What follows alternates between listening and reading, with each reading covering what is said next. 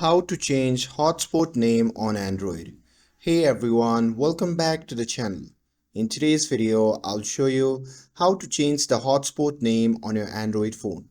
Whether you want to make it something generic so no one knows it's yours or personalize it with your name. So I'll walk you through the steps. So now without further ado, let's get started. So first thing first, open the settings app on your phone. And here, once you are inside the settings, simply tap on the connections. Now here, on the connection, simply tap on mobile hotspot and tethering. And here, make sure that your mobile hotspot is turned on. If it is turned off, just tap the switch to enable it. Now tap directly on the mobile hotspot and this will open up a bunch of hotspot settings.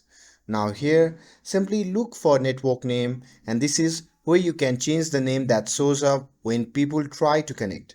So let's go ahead and rename it.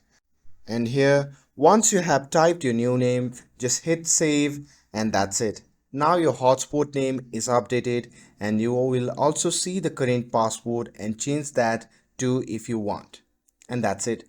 With this, if you found this video helpful, then don't forget to like, share and subscribe to get updated for more videos. Thanks for watching and I'll see you in the next video.